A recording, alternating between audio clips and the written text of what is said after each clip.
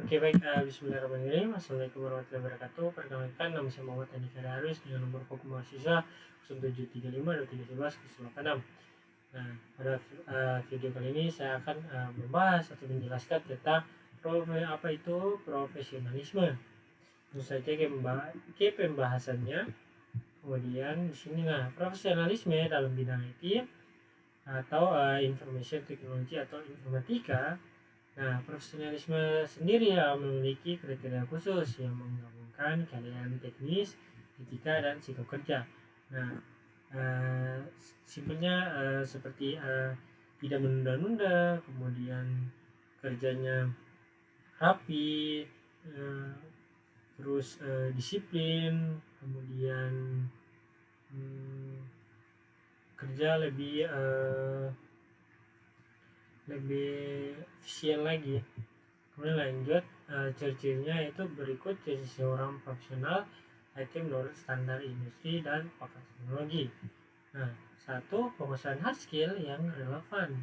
Kedua, mengetahui etika dan keamanan digital. Tiga, bekerja dengan metodologi terstruktur. Kemudian empat, komunikasi efektif dan non teknis. Terakhir atau yang kelima, adaptif dan solutif. Nah, di sini saya akan menjelaskan yang pertama itu menguasai hard skill yang relevan. Nah, di sini spesialisasi jelas, misalnya cyber security, cloud computing, data science, atau software development. Kemudian terus update teknologi, misalnya itu belajar framework, kemudian sertifikasi seperti AWS, Cisco, kemudian Google Cloud.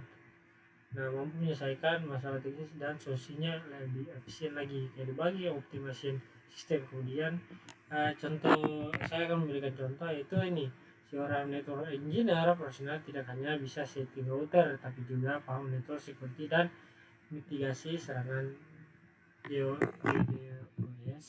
Kemudian kedua sini mau etika dan keamanan digital. Di sini menjaga kerahasiaan data atau taat pada regulasi seperti GDPR atau UU DPD. Kemudian tidak menyalahkan pengguna akses, contohnya hacking tanpa izin atau manipulasi sistem. Tetapi biasanya hacking kan ya tidak minta izin kalau orang hack sesuatu. Kemudian open source, compliance. Sini dia menghargai lisensi software dan tidak melakukan plagiarisme kode. Kalau di sini contoh negatifnya itu developer yang memasang backdoor di aplikasi untuk mencuri data pengguna yang tidak profesional. Nah, di sini bahaya. Jadi harus kita menjaga data-data kita gitu.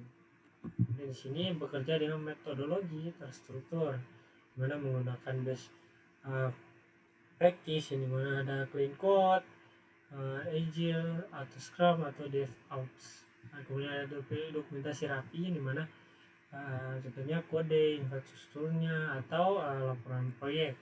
Kemudian ada tes dan QA ketat, yang dimana tidak asal deploy tanpa uji keamanan. Contohnya tim IT yang menerapkan CI/CD pipeline untuk memastikan update aplikasi lancar dan minim bug, tidak ada bug. Kemudian di sini komunikasinya efektif untuk non teknis, yang mana mampu menjelaskan masalah teknis dengan bahasa sederhana ke klien yang dapat dipahami. Kemudian ada kolaborasi dengan tim lintas divisi, misalnya membantu suatu departemen, marketing, memahami data analis, dan lain-lain. Karena ada contoh skill yang dimana admin bisa membuat laporan server downtime dalam bahasa bisnis, bukan hanya istilah teknisnya saja.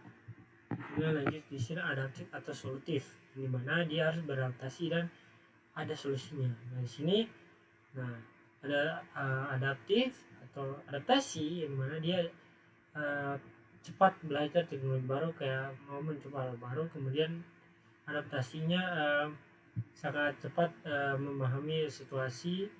Kemudian adaptasinya tidak benar-benar serius, adaptasi untuk suatu pelajaran yang dia pengen pelajari, dari misalnya ini dari on premise ke cloud.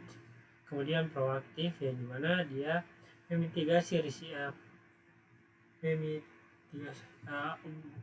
proaktif dalam menangani risiko. Contoh mengantisipasi, misalnya ini mengantisipasi scalability uses sebelum sistem crash. Contoh nyata IT support yang tidak hanya reset password tapi juga melatih karyawan tentang phishing awareness atau elemen phishing elemen phishing yang bisa hacking sosial media dan data-data pribadi. Nah, kesimpulan yang dapat diambil nih, mana profesional IT bukan hanya pandai coding atau konfigurasi, tapi juga bertanggung jawab atas keamanan, dampak sistem yang dibangun, kemudian disiplin dalam pengembangan dan pemeliharaan, dan terakhir siap kolaborasi karena proyek IT selalu melibatkan banyak pihak, tidak hanya satu pihak, jadi kerjanya tim. Nah, terbaiklah. Terima kasih telah nonton video saya. Selebihnya saya mohon maaf apabila ada salah kata. Wabillahi taufiq wal hidayah. Wassalamualaikum warahmatullahi wabarakatuh.